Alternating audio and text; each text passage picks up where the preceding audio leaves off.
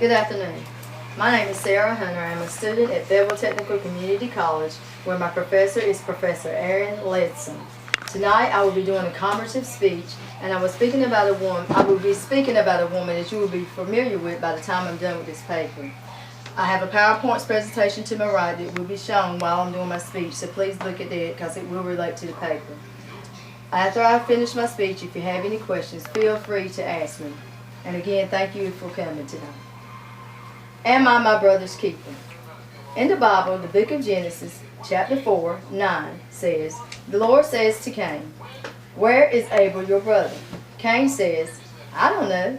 Am I my brother's keeper?'" Have any of you really thought about your answer to that question? Well, honestly, I think it would be different for everyone.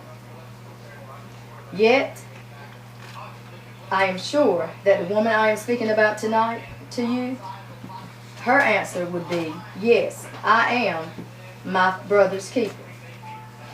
I went to Wikipedia and I found out that Araminta Ross was born around March 1822 in Dorchester County, Maryland, to her slave parents, Harriet Green and Ben Ross. Araminta was the fifth of 11 children, 5 boys and 6 girls. Her mother, who may have been the child of a white man, was a cook for a family named the Boses.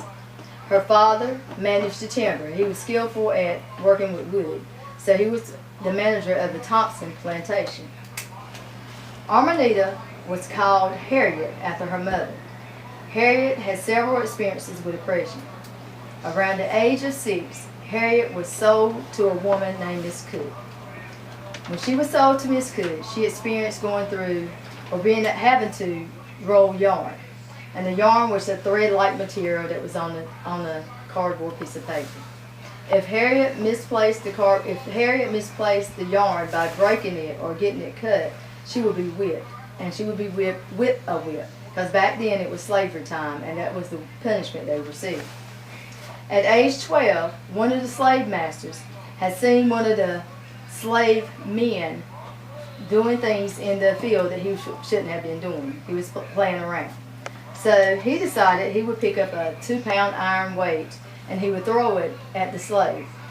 But unfortunately, when he picked up the iron weight, instead of it hitting the slave, it hit Harriet, and it hit her in the head. Even though it hit her in the head, Harriet says that her hair had never been combed. It was big and bushy, and she called it a busher basket. She says that her hair was what saved her.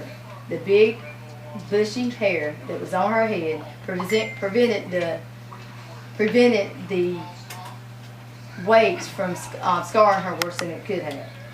Such events led Harriet to adapt a life of Christianity. She felt God was speaking to her. Harriet believed in the Old Testament, but not the New Testament.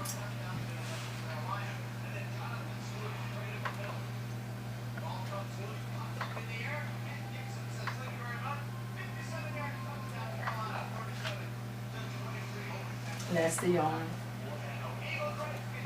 Now we'll see the iron. And that's the hair that Harriet had, the type of hair. Now, Harriet was married to John Tuberman in 1844, but never had any children of her own. We found this in the Freedom Journal of 2012 online. She freed herself in 1851 when she crossed the Mason-Dixon line into Philadelphia. She had left out of Maryland to go and free herself in Philadelphia, but she felt that she needed to go back for her family, so she did. The website Black Star Exodus tells us that William Lloyd Garrison gave her the name Moses, like the prophet in the book of Exodus who led Hebrews to freedom from Egypt. After years of her rescue, she returned to save her husband, whom has since married, and he did not wish to leave with Harriet to become free. Harriet had took all her time trying to save others, and her husband that she came back to save decided he did not want to go with her. She later helped in liberating over 3,000 slaves with the help of Thomas Garrett, a well-known Quaker of Wilmington, Delaware. After her husband died during the Civil War, she married Nelson Davis. She became a soldier and a spy and a nurse. She could cure diseases like dysentery with native herbs. She was the first black woman to lead an armed expedition into war on 3 gunboats, liberating more than 700 enslaved Africans in South Carolina. Yet she was denied payment of her wartime, but given a $20 a month pension due to her husband's service. So therefore she wasn't paid for her work, she was paid for her second husband's work. She helped to organize the African Methodist Episcopal Church, Harriet Tubman Home for Aged and Indigent Negroes, which she established in Auburn, New York. After having brain surgery in the late 1890s, she spent her last years in that home. She traveled to New York, Boston, and Washington, D.C. to speak out in favor of women's voting. She died on March 10, 1913, after suffering from pneumonia. She had devoted her life to saving others and fighting for equality for those that were in bondage. I can envision how she walked at night quietly, sneaking out those that wanted to be free, unselfishly risking her life for others, but not just family, but friends and people that she may not have even known.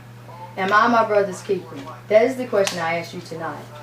Yes, Miss Harriet Tubman was her brother's keeper. Can we all say that? Thank you for coming tonight, and if you have any questions, I'll be more than happy to answer them right now. Yes, ma'am. What is dysentery? Dysentery is an infection of the body. It's on the inside of the body, and it comes from basically being dirty. But the thing about it is that if you drink water, they found that if you drink water, it causes you to die quicker because the faster you drink water, the more the water seeps out of your body, causing you to have dehydration. And if you're a child or an elderly person, it kills you quicker because of your immune system and the infection and the fever kills you. Oh, Harriet's second marriage, did she have any children? No, she never had any children with her first husband or her second husband. Yes, ma'am. Where did you find most of your information on Harriet Tubman? Most of my information came from Wikipedia online. They have an abundant resource of information there. If there be no more questions, that'll be it for tonight. And thank y'all for coming and have a safe ride home. Thank you. Thank you.